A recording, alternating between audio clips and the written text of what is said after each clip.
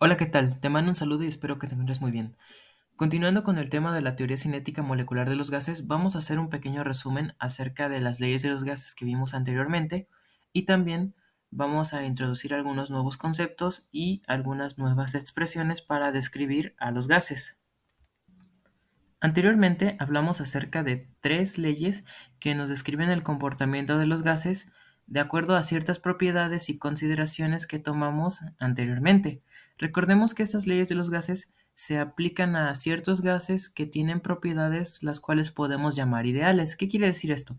Cuando nosotros hablamos de gases reales, hablamos acerca de gases que tienen ciertas fuerzas que atraen sus moléculas entre sí y generan ciertas desviaciones o se presentan un comportamiento diferente a los que describimos con las ecuaciones que hablamos anteriormente. Entonces, recordemos qué nos dice cada una de estas leyes para gases que se comportan de manera ideal. La primera ley de la que hablamos fue la ley de Boyle. La ley de Boyle enuncia que cuando se mantiene la temperatura constante en un sistema gaseoso, el volumen que ocupa esta muestra de gas es inversamente proporcional a la presión.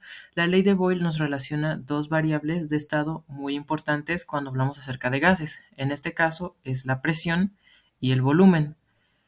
Esta ley lo que quiere decir es que cuando la temperatura es constante, al aumentar la presión, el volumen va a disminuir y viceversa.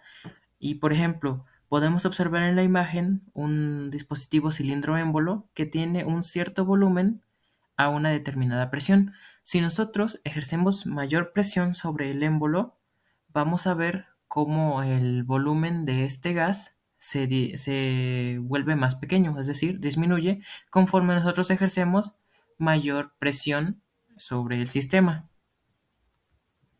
La segunda ley de la que hablamos fue la ley de Charles.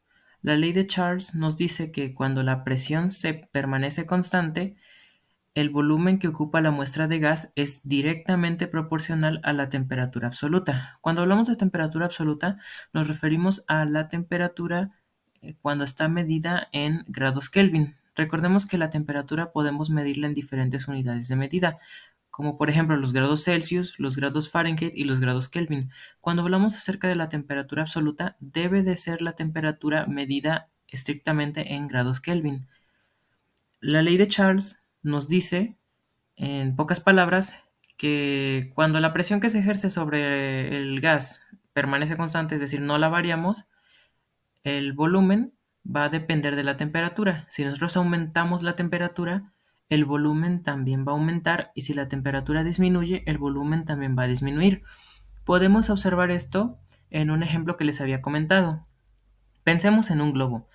Cuando nosotros inflamos un globo, nosotros estamos echando aire dentro del globo y lo que va a ocurrir, por ejemplo, si nosotros metemos ese globo a un congelador, vamos a observar que cuando disminuye la temperatura, el volumen del gas que está dentro, que es el aire, también va a tender a disminuir porque el gas se va a comprimir. Entonces, esta es una forma de visualizar esta ley de Charles. Esta ley nos relaciona el volumen y la temperatura cuando la presión la mantenemos constante. Por último, la tercera ley de la que hablamos fue la ley de Gay-Lussac. La ley de Gay-Lussac nos dice que cuando el volumen permanece constante, la presión que se ejerce sobre una muestra de gas es directamente proporcional a su temperatura absoluta. Y bueno, esto nos quiere decir que cuando el volumen no varía, es decir, por ejemplo, tenemos un gas en un recipiente rígido, al aumentar la temperatura, la presión de ese gas contenido en ese recipiente también va a aumentar. Podemos observar este efecto de esta ley, por ejemplo, cuando nos dicen que no debemos de exponer ciertos productos que son gases presurizados a fuentes de calor. ¿Por qué nos advierten esto? Como vemos, esos productos están contenidos generalmente en latas o recipientes metálicos rígidos. Y bueno, si nosotros mantenemos ese volumen constante, al exponer ese recipiente a una fuente de calor, lo que estamos haciendo es aumentar su temperatura, la temperatura del gas que está contenido. Si esa temperatura aumenta, las moléculas del gas comienzan a moverse más rápido y por lo tanto comienzan a chocar contra las paredes del recipiente con más fuerza. Esa fuerza se traduce como un aumento de presión. Por lo tanto, cuando se calientan ese tipo de recipientes es probable que exploten debido a que la presión que ejerce ese gas es bastante grande y tiende a liberarse destruyendo el recipiente que lo contiene. Por eso ciertos productos nos dicen que no debemos de exponerlos al calor debido a que contienen estos gases presurizados. Ahora, una vez repasado estas leyes de los gases de las que te acabo de hablar, hablemos un poco acerca de unos conceptos que son importantes cuando describimos el estado de un gas. Cuando nosotros trabajamos con gases, a veces resulta bastante útil definir un estado o ciertas condiciones que nosotros conocemos perfectamente y que podemos tomar como una referencia para realizar ciertos cálculos o describir cierto comportamiento de algunos gases. Este estado de referencia del que te hablo es conocido como condiciones normales o condiciones estándar. Y estas condiciones normales o estándar están definidas por dos partes. La primera es la temperatura estándar y la segunda es la presión estándar. Nosotros definimos la temperatura estándar como 273.15 grados Kelvin o 0 grados Celsius, es decir, el punto de congelación del agua y definimos la presión estándar como una atmósfera o 760 milímetros de mercurio, es decir, la presión atmosférica que existe en nuestro planeta. Entonces, cuando nosotros nos referimos a un gas que está sometido a condiciones normales o condiciones estándar de temperatura y presión, estamos diciendo que ese gas está a 273.15 grados Kelvin y una atmósfera de presión. Entonces, este es nuestro estado de referencia que tomamos en cuenta cuando hablamos de una condición estándar. Dentro de esta condición estándar también debemos hablar acerca de algo que conocemos como el volumen molar estándar. El volumen molar estándar nos habla acerca del volumen que ocupa un mol de algún gas en condiciones estándar. Entonces, experimentalmente se conoció que un mol de gas de cualquier sustancia, es decir, de cualquier gas, como por ejemplo el hidrógeno, el nitrógeno o el cloro, todos esos gases, si nosotros tenemos un mol de ese gas y lo sometemos a las condiciones estándar de presión y temperatura, que son los 273.15 grados Kelvin y una atmósfera de presión, vamos a notar que todos ocupan el mismo volumen. Eso es lo que nosotros conocemos como el volumen molar estándar, el volumen que se ocupa un gas de cualquier sustancia a esas condiciones.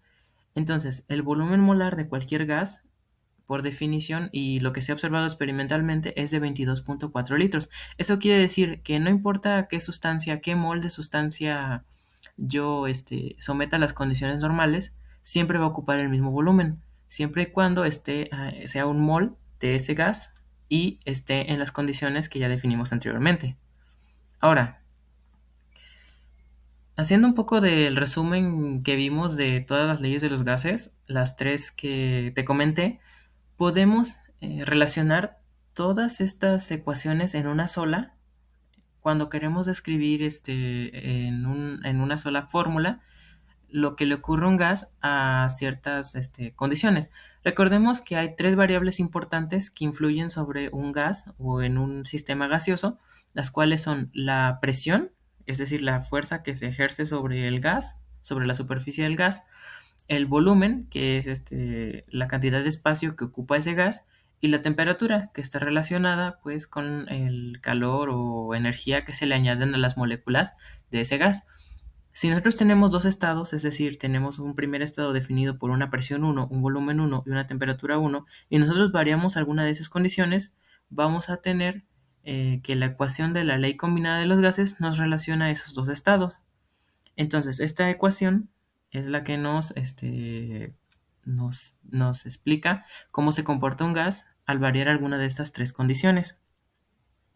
Ahora, de una manera más general, tenemos una ecuación que nos describe el estado en el que se encuentra un gas, al cual conocemos como ideal. Recordemos que estas ecuaciones que hemos planteado son ecuaciones que hablamos acerca de un gas que tiene ciertas propiedades específicas. Por ejemplo, dijimos que consideramos que no hay fuerzas de atracción entre las moléculas de un gas. Sin embargo, cuando hablamos acerca de los gases reales, estas fuerzas sí existen y de hecho son las causantes de ciertos fenómenos.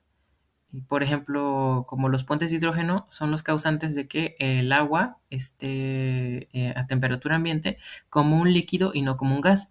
Entonces, estas desviaciones o bueno, estos comportamientos son lo que llamamos como desviaciones de la idealidad y se refiere a cuando un gas no se ajusta a la ecuación que vemos aquí. Esta ecuación es la del gas ideal y describe a los gases cuyas características mencionamos anteriormente.